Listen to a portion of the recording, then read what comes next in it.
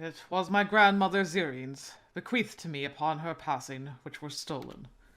She was of noble birth, but she lived a humble life and had few accessories to her name. It pains me to know that the only thing she left me was stolen. It brings me great shame. You mustn't speak so poorly of yourself, Ernest. Ernest Phelps, the master of the house, was a handsome man who impressed a quiet respectability to his guests. Yet it was now that he had been equipped with a solemn air, and his sharp features now appeared gaunt from a sudden and cruel depression. Even the encouragement of Frank Sutton, a fellow he met through their mutual love of hunting, did not change him. I should like to inquire more about these stolen earrings. Permit me to answer for him. Mr. Sutton worried to such a grave extent for his friend's condition that he urged him to sit. I've seen his earrings once, just before he intended to put them back in the safe. They're a timeless design made of silver. Each one is befitted with a blue gem at its center.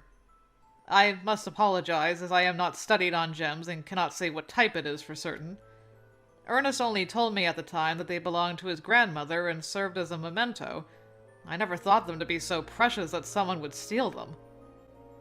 It baffles me also. The earrings hold value only in spirit.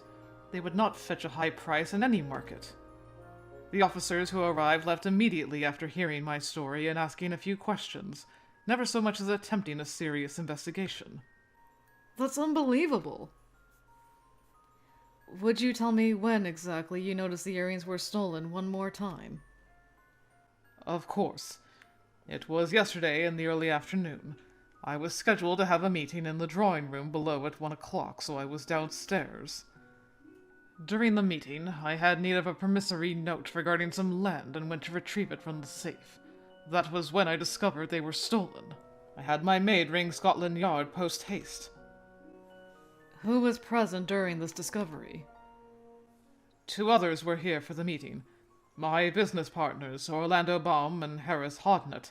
Both had come to make a copy of the note. There was my maid as well, Anna Hunt. Including me, that makes 4 people. And you arrived after the robbery, Mr. Sutton. Yes. I forgot to give him a hunting book when I visited the day before, so I was set to visit again sometime in the afternoon. It was then that I happened upon Anna at the front entrance. As she was looking very frantic, I called for Scotland Yard in her place. I was so grateful he arrived when he did. He kept us sound before the Yard's arrival, as well as inspected for any other stolen articles. Well, sounds like you have a real good mate, Mr. Phelps. Not at all. I only did what was right. And your inspection concluded with nothing else stolen other than the earrings, Mr. Sutton. Nothing else, but I did notice the window of the room was conspicuously open. If only I had planned my visit a little earlier, then I may have caught the scoundrel. I noticed Mr. Sutton clench his fists in frustration. Thank you. My first instinct upon this testimony is that the culprit was someone inside the mansion at the hour of the theft, but there is still more investigating to be done. We were each searched by the police, of course. No one was in possession of the earrings. When did you last open the safe? 4 days ago. I remember it plainly since it was when I showed the earrings to Frank. Was this during the day? No. I hadn't returned home until evening, so it was quite dark. Did anything seem amiss with the safe? No, not that I noticed. All right. This is my last question. Are you the only one who knows how to open the safe? Without a doubt. Very well. Then please, show us the room where the theft took place. Mr. Phelps now read twice the exhaustion, so it was Mr. Sutton and Anna who guided us to the study. We ascended to the first floor and through the hall until we entered a corner room. The window, which I recalled from our questioning, was positioned in such a way that the sunlight was generous. The safe in question was embedded within one of the bookshelves along the wall. This room serves as Master Ernest's home office. It has been left undisturbed since the robbery. But I have closed the window. The wind is rather vulgar today, you see. Thank you. Anna volunteered that she was in the kitchen when the theft was discovered, having been tidying the drawing room table after serving tea to her master's guests. The robbery appeared to have as great a shock on her as it did Mr. Phelps. She did not reveal it, and she held to a professional tone with praiseworthy composure, but even then she could not hide the underlying unrest of one disturbed by recent events. Does Mr. Phelps always work here? He does. Mind, he's been working in the downstairs living room every evening for a week. This study is the brightest room in the mansion during the day, but the electric light is broken, so the change is only until that's been repaired. It's very odd to me. We did a routine inspection of the lighting just last month, so I don't understand why it's broken so soon after. Is there an alternative for when he must come in at night for some other business? Master Ernest is a collector of ornamental lamps, as it happens, so he does use those when he must. My, the glasswork is beautiful. And the colors. Blue, green, and purple. It is, Emily, but I don't believe now is the best time to be so excited. Of course. My apologies. Wait, then what about what we heard earlier? I couldn't help but feel that something wasn't right. It's always something with you. Now, be certain to wear your gloves before touching anything in the room. Holmes promptly began his investigation, leaving me to do my own. What should I inspect? Window first. I went to inspect the window. Mr. Sutton, is this the window that was left open during the robbery? Yes, it is. Watson took care when opening it. I'm also curious. You didn't arrive till after the theft, but did the yard search you as well? Ernest insisted that it wasn't necessary, but I was searched, yes. Whilst the two conversed, I approached the window and scanned the outside view. There was a tree so large it comfortably snugged, yes, it's snugged, against all three levels of the home. Isn't this funny? Mine isn't as big, but I have this exact tree at my mansion. Miss Whiteley, the times in which I am interested in your tales of home gardening are few and far between. Ah, it isn't particularly relevant, is it? Beg pardon. I don't see anything wrong with the window. The glass is neither broken nor cracked. Is it possible to use that tree to climb in and out of here? Absolutely not. Oh? Why? It's easy to climb up such a tree, but climbing down one is an ordeal if I've ever described one. I tried once when I was little, but of course I'd become stuck on the way down. It was awful. I'm sure it was. Holmes, appearing deep in thought, wordlessly looked outside the window as I had. What should I inspect? The safe this time. I went to inspect the safe. Do you mind if I go home now? Nonsense! You're here, so let's inspect the safe as a team. What if a clue were missed because you weren't here? Exactly. I suppose. A safe with a dial lock must have been quite expensive. If you make a mistake when turning the dial, you have to start all over again. They're miserably difficult to open. But a safe should be difficult to open, shouldn't it? There was no evidence of forced entry. Could the criminal have known the combination? Holmes is so clever that it wouldn't surprise me if he's already solved the mystery. Ouch! A weighted thud and the shuffle of papers gave my inspection pause. The source came as no surprise at all. It was Lupin, positioned awkwardly on the floor the way one would be after a fall, with documents from a nearby desk decorated around him. Clever boy. Lupin! Are you all right? What happened? Any injuries? That was quite the fall. I kneeled to his side. Mr. Sutton, who had briefly retired to the hall, came to assist him, Anna peered in from the doorway with alarm. I dropped my ring beneath the desk, so I went to pick it up, and when I tried to stand again, I bumped my head. You poor thing! And look at you! Your spectacles are nearly ready to fall right off. No cracks in them, I hope. Miss Whiteley, I hope that isn't your first concern. Thank you. Very much. Ah, it hurts. My God, Lupin. Again? Again? We'd best put some ice on that bump. Anna, would you be kind enough to help? It would be my pleasure. It should be a bit faster if I take him straight to the kitchen. Sorry. Such a good actor. The three took their time when descending the stairs. I worry if he's all well in the head. Emily, I know that your heart is in the right place, but phrasing it as such in front of anyone else would cause a misunderstanding. Would it? Oh, yes! Yes, it certainly would. That was awfully rude of me. Of all the blasted things, he's thrown the whole crime scene into disarray. Thus it was the remaining three, Holmes, Watson, and myself, who took to restoring the scattered paperwork. There we are. I think we've done a fine job collecting all the papers. There was more than I expected. Why must I waste my time with this trifle? My time here is limited as it is. Take it easy, Holmes. We forced him here, so we ought to tidy up after him.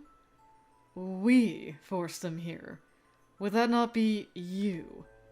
Hush, you two. We're finished now, so there's no harm done. I'm impressed you're able to act as carefree at the scene of a crime as you are anywhere else. No, really, I am. I am just not the same. Rushing won't do you any good. Now, I'm going to place them back on the I stopped. A certain paper stood out strongly from the rest. Look at this. This one is different to the others. How so? So as not to ruin potential evidence, did I separate this smaller, wrinkled piece with extreme delicacy. I don't see anything written here, but look at these strange indentations. Watson, you know what I want. Aha! I certainly do. Watson reached into his bag for a black stick. Is that charcoal? Yes. If you gently rub it over paper that has marks from something being written on top of it, then you can see whatever was written. And he did precisely that once the charcoal was in his hands. I've done it once before, but I botched it by pressing too hard against the paper. It was so black I couldn't read anything. This is it! Holmes's reaction was immediate, and when we saw for ourselves, so were Watson's and mine. It's talking about there, right? Where is there? I knew it. It's completely in line with my hypothesis. I guess we'll just have to wait and see. It's gotten late, Holmes. I am aware. You'll have to excuse us, Mr. Phelps, as our attention must be redirected to another case. We shall return at another time, of course. Be assured that your case hasn't been abandoned. It's quite all right. You're welcome to come back any time it's convenient for you. Do you have any idea when you'll be here next? Tomorrow, no. I believe we may be able to deliver good news to you by tonight. Truly? That's marvelous! Did you hear him, Ernest? I did. I look forward to hearing what you have to say.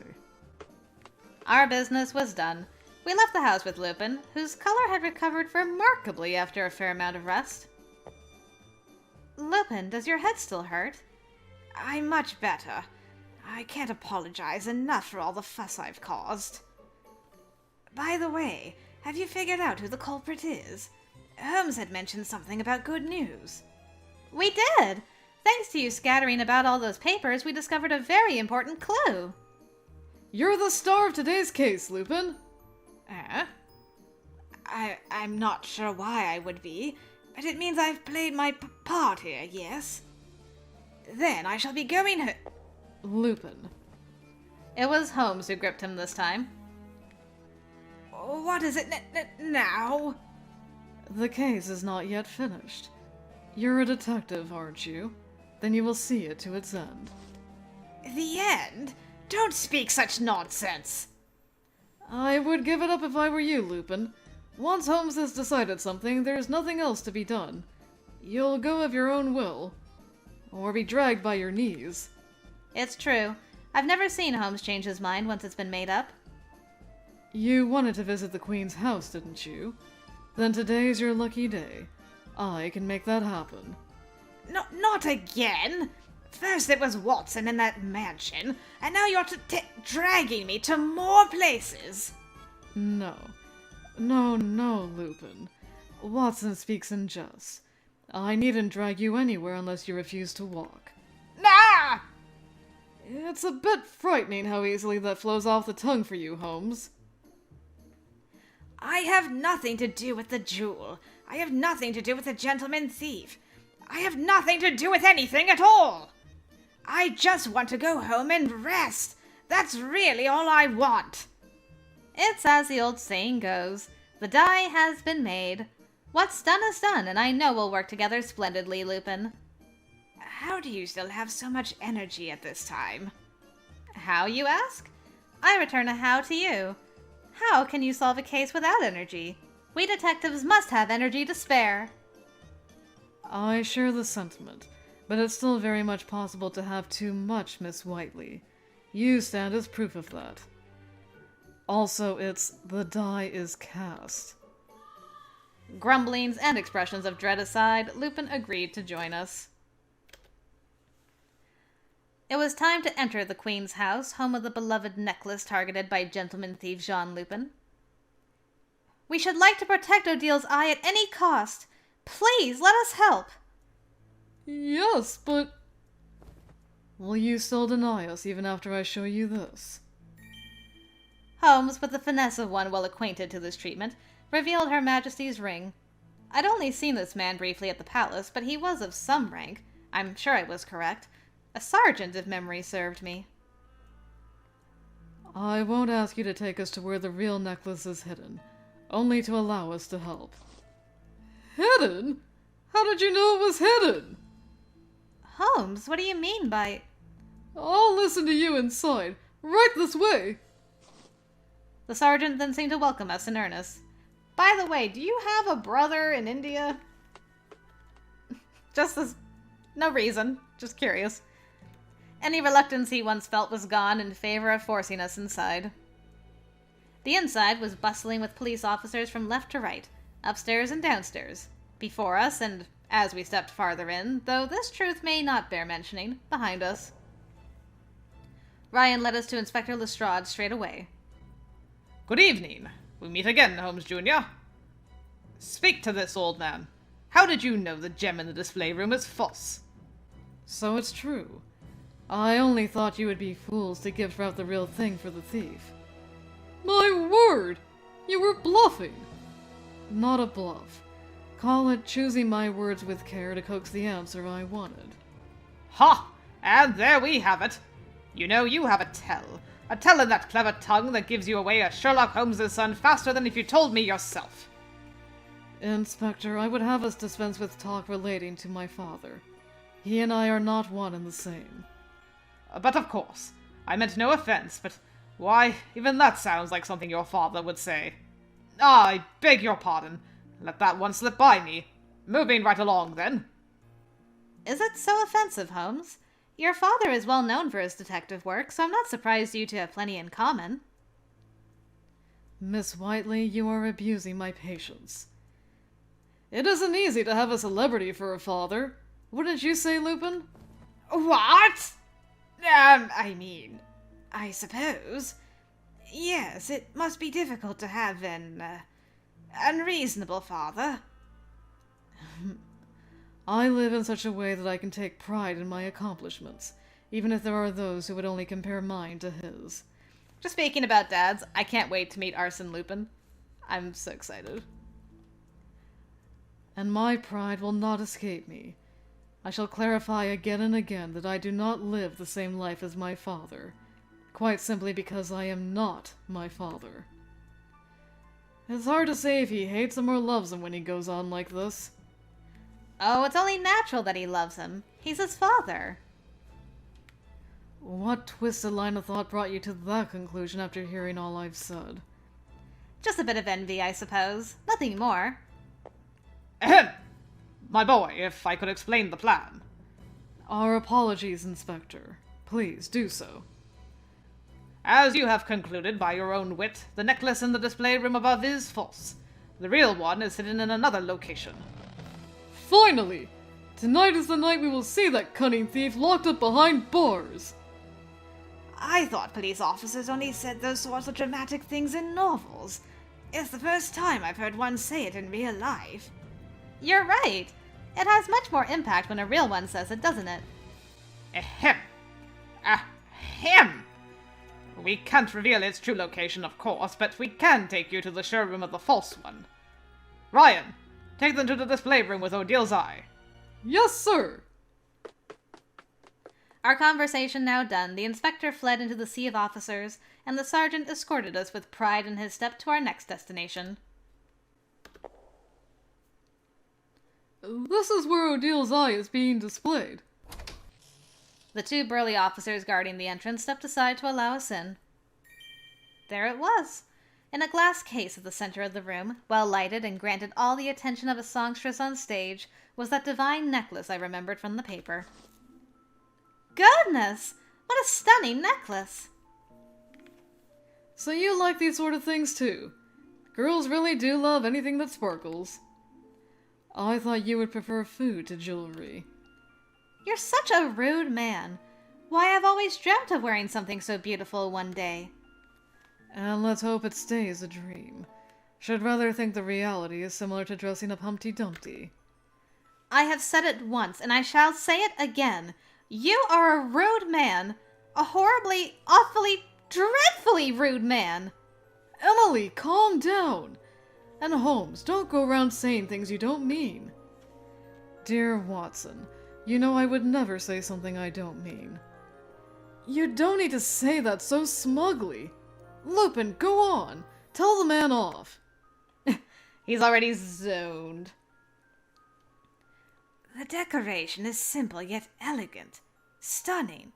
Every part of its design is meant to draw out the gemstone at the center. And this is the imitation. It is beauty in its own right, to be certain. Lupin? I could not agree more with Miss Whiteley. This is a lovely necklace that would suit any woman.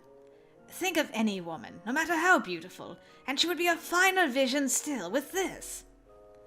You don't need to sell it to us, really. You have a keen eye. It may not be the real one, but I've been told the gemstone used is quite valuable. The yard kidnapped, so to speak, a craftsman who works for the royal family to replicate the original— Don't touch the case, please! I took one step, to which Ryan responded with 2 steps to stop me.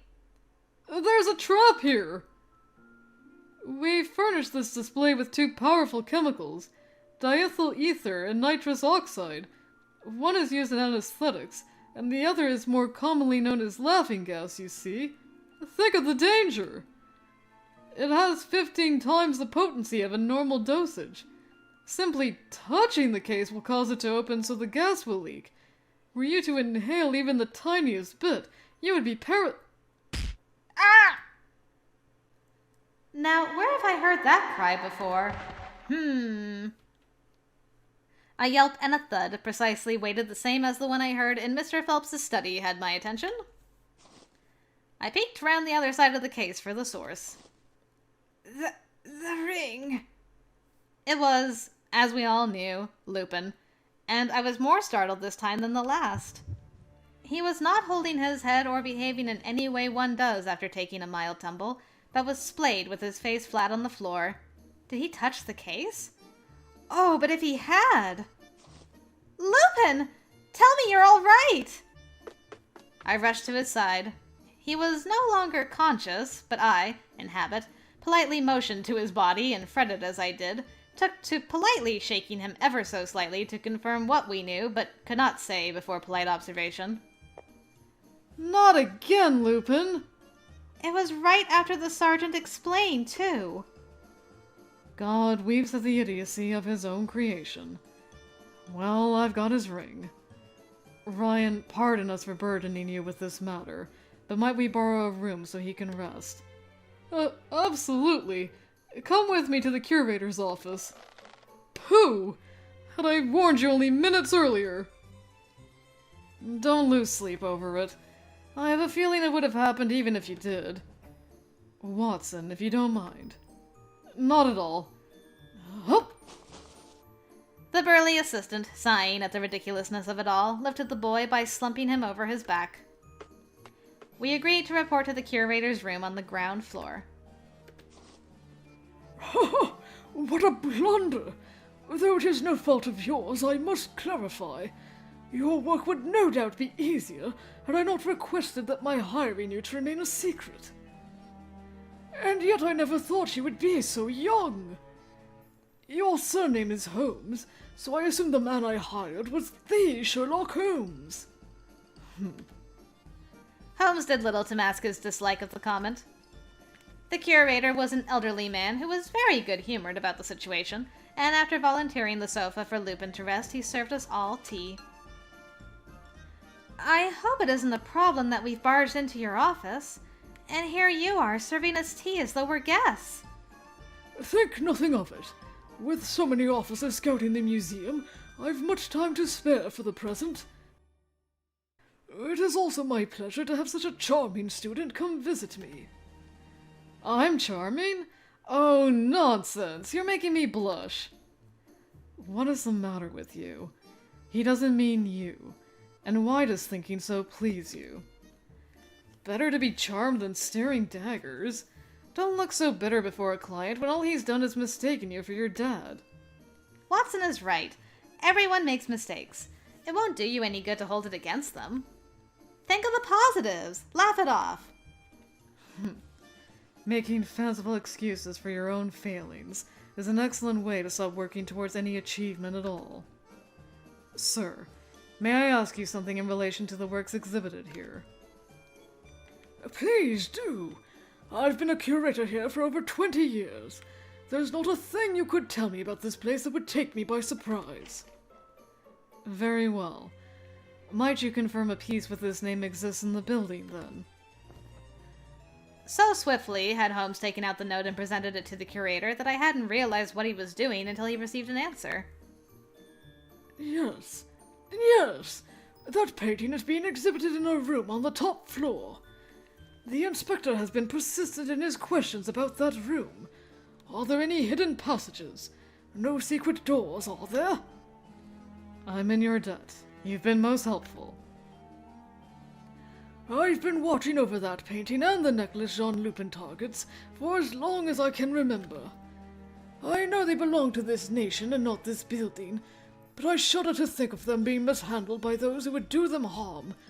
That is precisely why I called upon your services. It is a selfish act of a mere employee, but I beg that you prevent this theft. You needn't fear. No one will steal Odil's eye tonight. Or ever. What confidence! And I'm so pleased to hear it. Do you already know what Lupin Jr. will do? And what of the thief who stole Mr. Phelps's prized earrings? Indeed, I know the answer to both of these things. Not only does a single suspect come to mind, but I know he'll be making his appearance tonight, for he has yet to understand that Lupin Jr. is only using him to do his dirty work. All I lack on these cases is conclusive evidence. 4 days ago, the light in the room was still broken. It shouldn't have been possible to know what color the gemstones were without being explicitly told. That should have been the first time he saw them. Unless... But we have all the evidence we need, don't we? We do. Do you recall what we were told at the mansion? A lone pair of footsteps echoed in the otherwise empty display room on the top floor. It was by the light of the moon that one could see a figure making their way across. This room was where the true Odil's eye was hidden, and this figure who stood within reach was an officer. He surveyed each and every painting he came across with a lamp in his hand. Only when in front of one particular painting did he stop at last. Its name was the goddess Ariadne. The officer placed the lamp on the floor gently to avoid noise, and then, with a greedy and prideful countenance, reached towards what was to be his reward. When he could nearly touch that which he desired... Stop right there! The painting, as well as this man with his outstretched hands, were surrounded by us in Scotland Yard. I cannot proclaim to be an expert on gemstones. Holmes stared directly into the eyes of the culprit. However, I know one thing to be true from our class studies. The gemstone used in Odil's eye was also used for a pair of earrings. That which is known as Odil's tears. It was upon receiving a request regarding Mr. Ernest Phelps' missing earrings that I divined the two separate cases had, in fact, one answer. You knew Mr. Phelps owned the other half of Odil's eye, didn't you? It was the only reason you became friends with him. And since you wanted both for yourself, you conceived a plan with none other than a gentleman thief to steal the necklace. You must have tempted him with ownership of a complete blue diamond. Get him, girl. Isn't that right, Mr. Frank Sutton? Ludicrous! First of all, in what manner could I contact Lupin? Oh, a number of possibilities come to mind. The most likely would be you picked a day when he declared one of his thefts, and made attempts to meet with him during the act. Ugh. The goddess now looked down upon her admirer, a criminal, a man whose face was no longer obscured but remained excited with pride even when cornered. He barely resembled the kind soul who cared for Ernest Phelps. Frank Sutton remained where light first revealed him. In the seconds that passed, he did not blink, and so his eyes were fixed on Holmes, whites large, black pupils small, and his glare sharply reinforced by an open smile deprived of warmth. Something struck me as foul when Mr. Phelps described how the officers left without conducting a proper investigation. Their efficiency leaves a lot to be desired, but the Scotland Yard I know does make a modest effort. Now, Holmes, you didn't have to say it like that. I wondered, could the officers at the scene have been imposters? Mr. Sutton, you explained that you were the one who telephoned the police instead of Anna when you happened upon her at the entrance. But that wasn't quite the case. After stealing the earrings, you waited for Anna, ready to make her coincidental appearance. When the time came, you didn't call for the yard, but for your co-conspirators dressed as policemen. And how, in this situation, could I have stolen the earrings? Is it so unbelievable that the officers I called were useless? There is no scenario I can think of in which I had access to the safe. Blast it! After you arrived, you worked to calm everyone down, then inspected the mansion for any other stolen articles. That's correct, and I found the window of the study was left open. That's where the thief must have escaped. Impossible. Next to the window is a species of tree I happen to have at my own mansion. It's easy to climb up, but to climb down is far too difficult and time-consuming to make use of during a theft. All the branches and leaves grow upwards towards the sky, so they stick and prick your body. The whole experience was ever so painful. I tried to get down on my own, but Pendleton spotted me. I thought he'd never stop scolding me. It was disastrous. Miss Whiteley, that is enough childhood tales for one day. As a close friend, you would have known he was in the drawing room with guests during this period. You would have known as well that his maid would be in the kitchen, unless she had some specific reason to be out of it. You visited the day before the robbery, correct? Mr. Phelps thought you were being a good friend. He trusted you. He never once cast his suspicions on you when the earrings were stolen. No one in that mansion would have thought twice about you moving freely through the rooms. You took advantage of this and secretly unlocked the study's window the day before the robbery. On the day of the robbery itself, you intruded through the window whilst Mr. Phelps was in the drawing room and stole the earrings. My belief is that you lured him into opening the safe as a means of creating an alibi for yourself in the future. If you only just arrived with hunting book in hand after the theft was discovered, then by the victim's view, you could never have been present when the theft occurred. What you didn't anticipate was Mr. Phelps using the safe to retrieve his promissory note. He discovered the theft before you were comfortably able to take your leave. At most, you could rush to the entrance and play as though you'd only just arrived. It was there you met Anna. I will admit, planting into the mind of everyone who would listen that the thief escaped through the open window was brilliant. A vulnerable mind is twice open to deception. Next, you had your partners in uniform check everyone to see they possessed the stolen earrings, and by doing so, you were able to hand them off so they could take them from the mansion. Even if, for some reason, you were suspected and your belongings checked, the earrings would no longer be there to implicate you. You would be cleared of any potential wrongdoing. But only Ernest knows the combination to open the safe. It simply isn't possible for me to open it. True. Mr. Sutton, am I correct when stating that you know the light in the study has been broken for a week?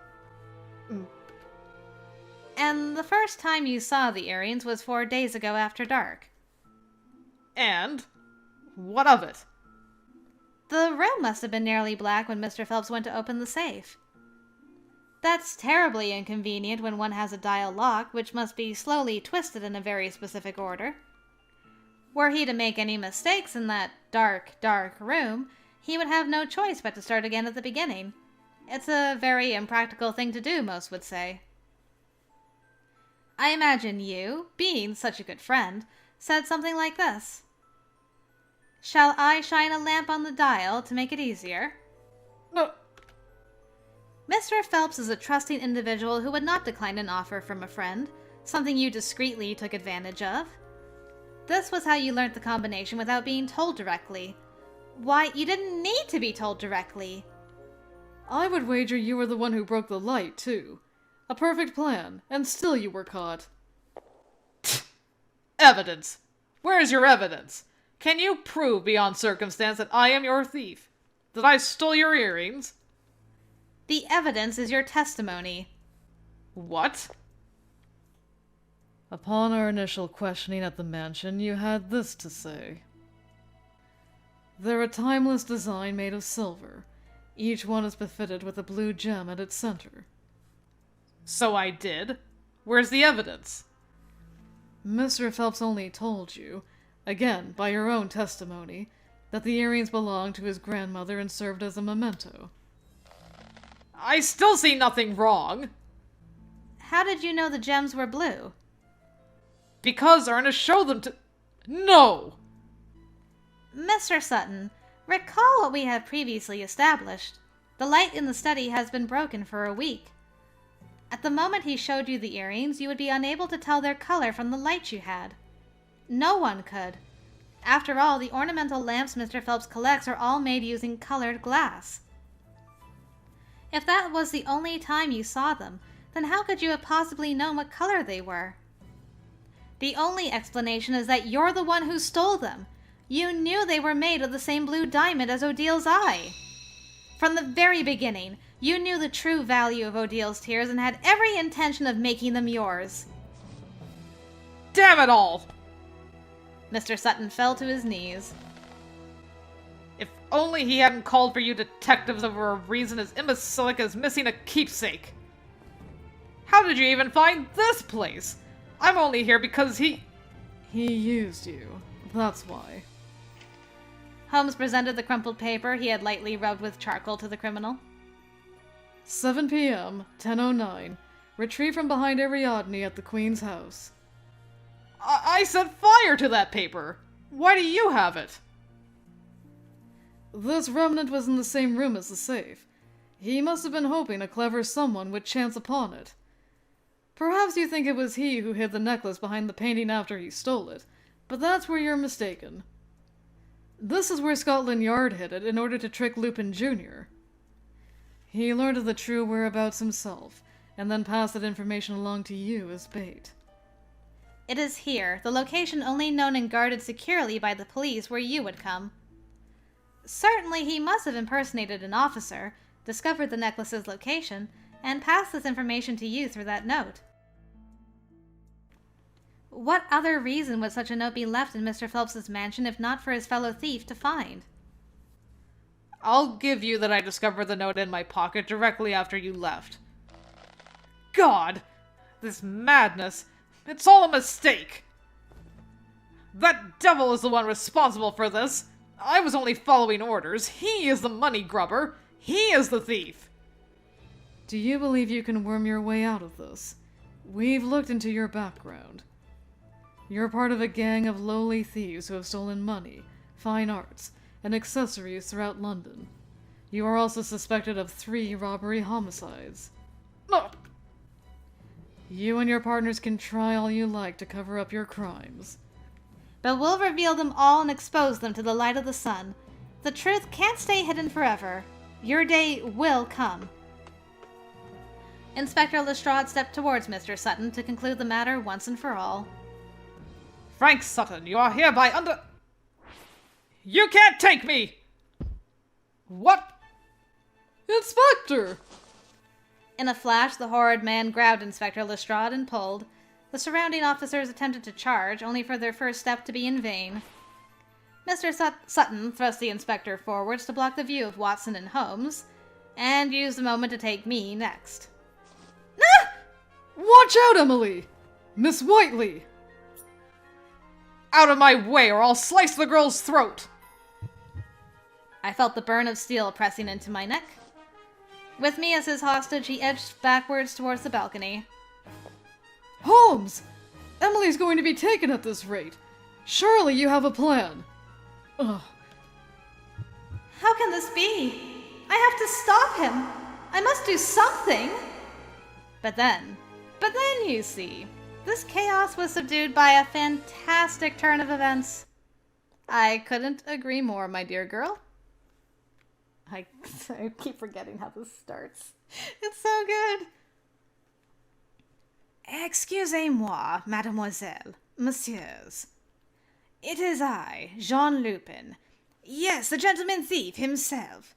And I have taken the necklace you call Odia's eye. A new voice called to attention everyone in the room.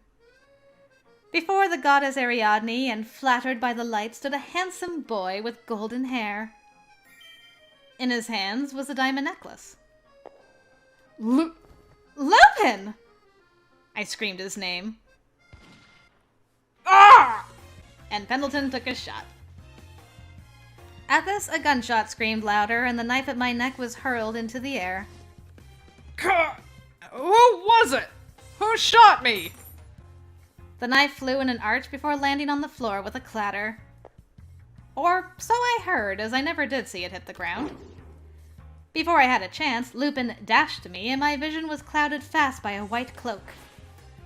From what I could see next, we had flown out of the window and into the sky. So fast! Are you all right, my princess? Why am I so close to him? Why is he holding me in his arms? Why am I flying? I love her boots, I just gotta say. Those boots are so cute! So many sparkles. If you could answer me one please, drink in the silence. Lupin brushed our foreheads together flirtatiously, noses touching, as he had no free hands to place on my lips to silence me. The effect worked all the same, and I fell into a hopeless stammer. I beg your... The moon is most enchanting tonight. We would do well to bask in its romantic glow whilst we still can. Well, will you humble me? I had completely lost my will to flail and fight. And certainly I hadn't any desire to fall down from so high up. Perhaps innocence and folly were one in retrospect, but there was, too, a playfulness to his coquetry that stole away my want to protest.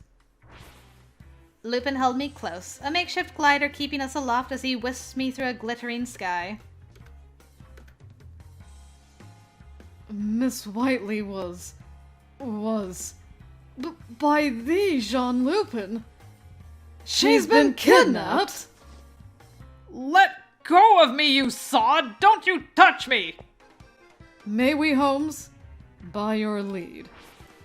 Shut That's up enough already! Ha! Holmes and Watson's fist struck Frank Sutton at the same time, forcing him to double over in pain.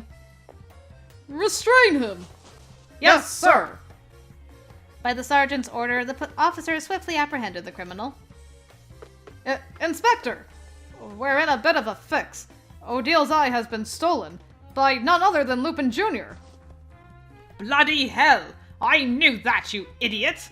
After him! Now! Inspector Lestrade barked orders at the men as his sergeant assisted him in standing up again. Sir, the necklace I meant was the false one. The one exhibited in the display room. What?